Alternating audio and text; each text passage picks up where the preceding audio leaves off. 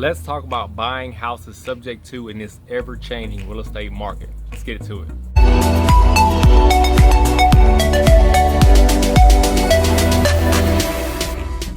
And welcome back to REI Simplified. I'm your host, Adam Johnson, where we break down complex real estate situations and scenarios for people like me and you, the beginning investor. Today we're going to talk about how to buy houses subject to moving forward, because this market has changed drastically from when we began buying houses subject to. So I'll kind of give you a little bit of difference with mortgage rates, the mortgage versus rental capability of certain properties, and a few more details. So generally speaking, when we started buying houses subject to back in 2016, I was able to get a house under contract for subject to, let's say for $1,000 a month mortgage. Let's say, just use round numbers. At that time, with a $1,000 a month mortgage, I knew I could charge an additional 30% on rent, so I can get $1,300 from a renter, and I could pay $1,000 a month, so I would make my $300 minimum passive income per property. That was my little model. It still works fantastic. However, $300 a day is not $300 like it was in 2016. So on top of that, with the last 2 years and how these prices for each property have inflated so drastically, the mortgage and rent, where it used to be, again, my mortgage was here, I could charge this much for rent. That's not the case right now, at least in Clarksville, Tennessee, and probably many other areas of the country. So what I'm getting at is, when I used to go negotiate with the seller, I could say, yes, I'll take over your mortgage, I'll take all liabilities, everything's on my shoulders, and that would be the main thing of the negotiations was, yes, you pay nothing, Mr. Seller. Moving forward, with the new properties, so with the new pricing of the last 2 years, for example, in Clarksville, Tennessee, a 3-bedroom, 2-bathroom house in 2017 would sell for maybe $140,000, give or take. That mortgage would be around $850, give or take. And I knew I could get a rent for $1,250, $1,300 for that house. Great numbers, and I took them all day long.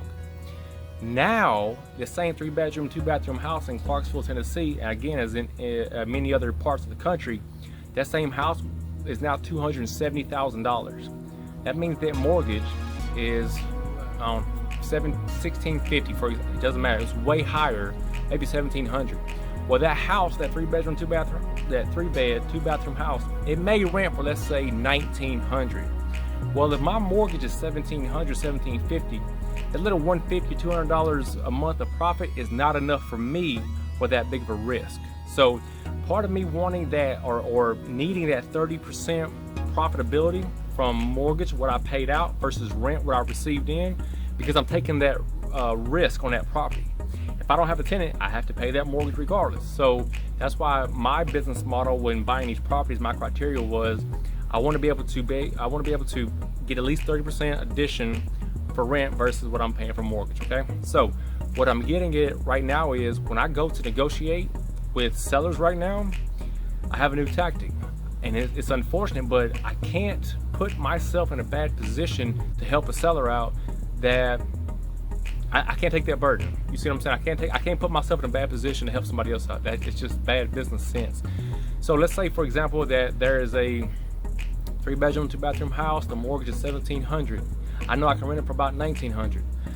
I would go negotiate with this seller saying, look, Mr. Seller, I can offer you $1,600 per month to pay towards your mortgage. You would have to pay the additional whatever is not covered until, and I'd put this in writing, until the market catches up and I can continue raising my rent so that I have at least a 30% profit over your mortgage.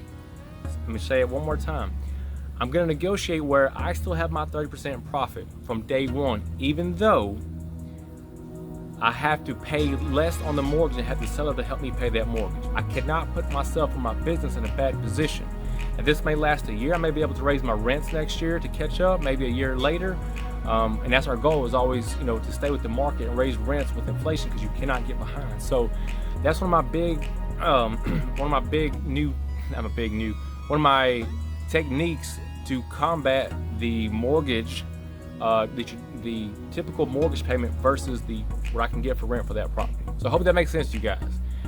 Different market from 2016, complete different sellers, different needs, different desires, You got to realize too, with these subject to sellers, that they just watched the last 2 years. They just watched everyone sell their house around them for $20,000-$30,000 over the asking price. And now with this new market, things are sitting longer.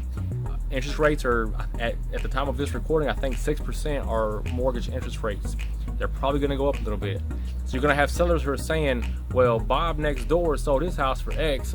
I should be able to get at least such and such. And you're going to have to educate these sellers if their numbers don't fit what the market is telling you can get for rent, so on and so forth. So guys, my name is Adam Johnson. I hope that was clear as mud. I hope that makes sense to you guys.